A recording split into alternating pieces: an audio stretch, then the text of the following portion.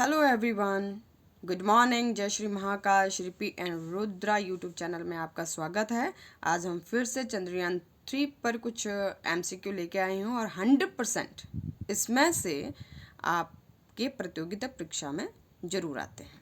तो चलिए स्टार्ट करते हैं। पहला क्वेश्चन, चंद्रयान 3 ने चंद्रमा की सतह पर कब लैंड किया? थोड़ा सा एडजस्ट कर लेती हूँ। तो when did Chandrayaan 3 land on the surface of the moon? 14 July 2023, 24 August 2023 and 4 August 2023।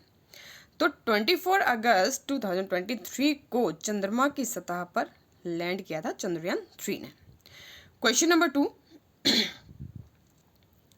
Chandrayaan 3 project के निर्देशक कौन है? Who is the director of Chandrayaan 3 project? Veer Muthuvel, M Vanitha, Ritu Karidhal. तो वीर मुथुवेल जो हैं चंद्रयान 3 प्रोजेक्ट के निर्देशक हैं। क्वेश्चन नंबर 3, तो चंद्रयान 3 प्रोजेक्ट के मिशन डायरेक्टर कौन है? Who is the mission director of the Chandrayaan 3? के सिवान, वीर मुथुवेल, मोहन कुमार। तो मोहन कुमार जो हैं वो चंद्रयान 3 प्रोजेक्ट के मिशन डायरेक्टर हैं। कभी कभी कैंडिडेट्स पता है इसमें बहुत ज़्यादा मिस्टेक कर देते हैं, कन्फ्यूज़न भी रहता है कि प्रोजेक्ट के निर्देशक और मिशन डायरेक्टर इन दोनों में कंफ्यूज हो जाते हैं। तो आपने याद रखना है कि चंद्रयान 3 प्रोजेक्ट के निर्देशक वीर मुथुवेल हैं और प्रोजेक्ट के डायरेक्टर जो हैं वो हैं मोहन कुमार। तो इसी के साथ आगे बढ़ते हुए क्वेश्चन नंबर 4, चंद्रयान 3 मिशन की लागत कितनी थी? How much did the Chandrayaan 3 mission cost? तो चंद्रयान मिशन जितने भी देशों ने किए हैं उनकी बहुत ज़्यादा खर्चा हुआ है, बहुत ज़्यादा कॉस्ट भी आई है, लेकिन उसको देखते हुए भारत ने बहुत ही कम बजट में चंद्रयान 3 पे सफलता हासिल कर ली। इनके 615 करोड़ रुपए चंद्रयान 3 मिशन पर लागत हुई।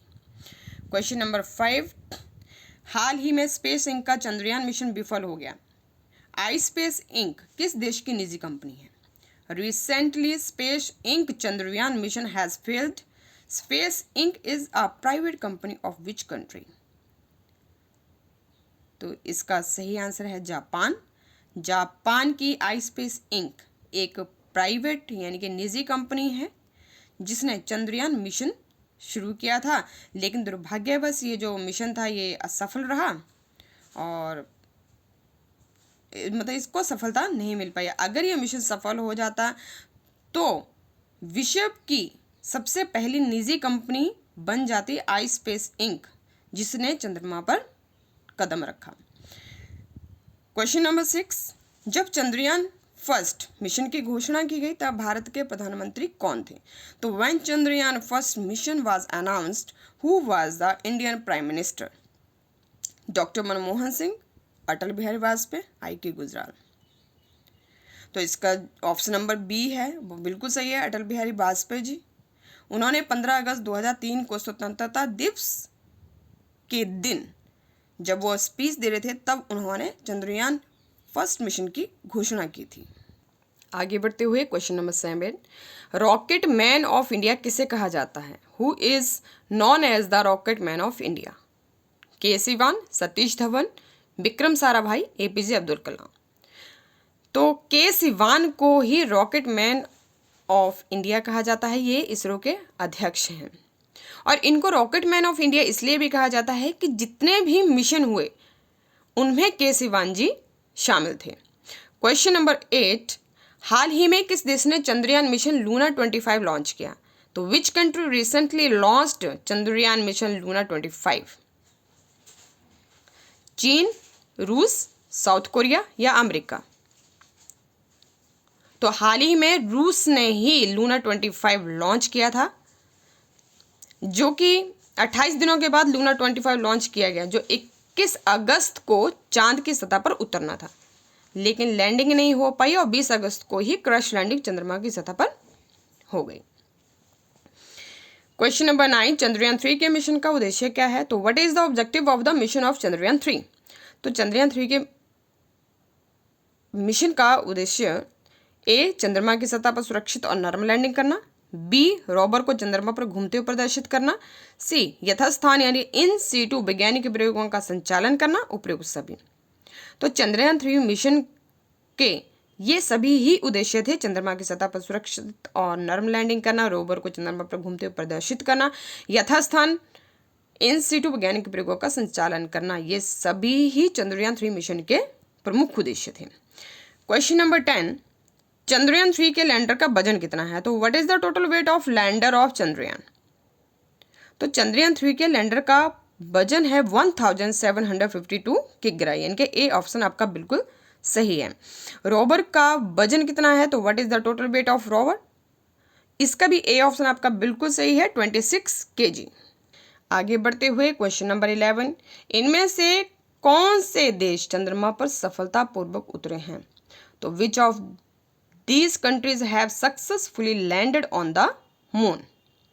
America, Soviet union, France, Bharat, चीन।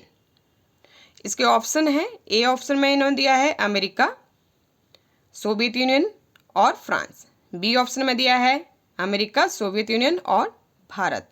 सी ऑप्शन में है अमेरिका, सोवियत यूनियन और चीन। डी ऑप्शन में है अमेरिका, सोवियत यूनियन, भारत और चीन। तो इसका जो डी ऑप्शन है वो बिल्कुल सही है, क्योंकि ये ही 4 कंट्रीज ऐसी हैं जो सफलतापूर्वक चंद्रमा पर उतरे हैं। चंद्रमा के दक्षिण ध्रुव पर उतरने वाला, सफलतापूर्वक उतरने वाला प्रथम देश कौन सा है? तो ऑब्वियसली भारत है, क्योंकि भारत ने ही चांद के साउथ पोल पर सफल और नर्म लैंडिंग की। जो चंद्रयान 3 हमारा मिशन जो था वो सफल हुआ, तो उसी ने हमारे दक्षिण ध्रुव पर नर्म और सॉफ्ट लैंडिंग की थी। तो भारत के दक्षिण ध्रुव पर सफलता पर उतरने वाला जो प्रथम देश हुआ वो कौन सा हुआ? Bharat. Question number 13, Chandrayaan 3 mission की लॉन्च तिथि क्या है? What is the launch date of Chandrayaan 3 mission? तो चंद्रयान 3 मिशन की लॉन्च तिथि है 14 जुलाई 2023। ये आपको याद रखनी है। भारत का सैटेलाइट लॉन्चिंग स्टेशन कहाँ पर है? The satellite launching station of India is located at Sriharikota Andhra Pradesh, Solapur Maharashtra, Salem Tamil Nadu, Warangal Andhra Pradesh. तो इसका जो सही उत्तर है वो है श्रीहरिकोटा आंध्र प्रदेश। और जो अंतरिक्ष केंद्र है उसका नाम है सतीश धवन अंतरिक्ष केंद्र। तो चलिए आगे बढ़ते हुए क्वेश्चन नंबर 15, लैंडर और रोवर का मिशन जीवन बराबर होगा। The mission life of the lander and rover equal to 14 पृथ्वी दिवस के बराबर। क्वेश्चन नंबर 16, चंद्रयान 3 मिशन के रोवर को कहा जाता है। The Chandrayaan 3 mission rover is known as Vikram, Bheem, Pragyan या ध्रुव। तो जो चंद्रयान 3 मिशन के रोवर थे उसको कहा जाता है प्रज्ञान, ये आपको याद रखना। क्वेश्चन नंबर 17, चंद्रयान 3 मिशन के लैंडर को कहा जाता है। अभी हमने क्या पढ़ा था? क्वेश्चन नंबर 16 में हमने पढ़ा कि चंद्रयान 3 मिशन के रोवर को क्या कहा जाता है। अब क्वेश्चन नंबर 17 हमारे पास आता है, चंद्रयान 3 मिशन के लैंडर को क्या कहा जाता है। तो चंद्रयान 3 मिशन के लैंडर को कहते हैं भीम, प्रज्ञान, विक्रम या ध्रुव। तो लैंडर का नाम है विक्रम, क्योंकि रोवर को हम प्रज्ञान कहते हैं और लैंडर को विक्रम। इसरो की स्थापना कब हुई? इसरो की स्थापना 15 अगस्त 1969 को हुई। और इसरो की जो फुल फॉर्म है वो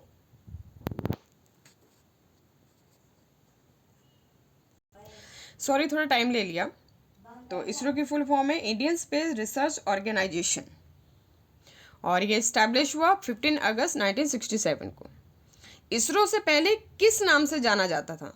यानी कि ये जो हमारा स्पेस सेंटर है ये इसरो नाम से पहले किस नाम से जाना जाता था?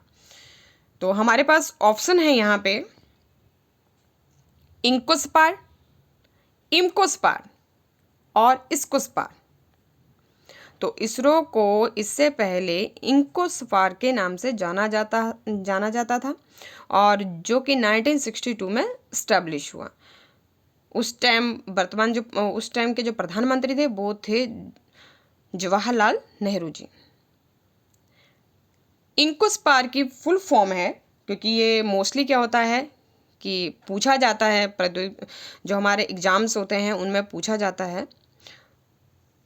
तो हम इंकोस्पार की फुल फॉर्म है Indian national committee for space research.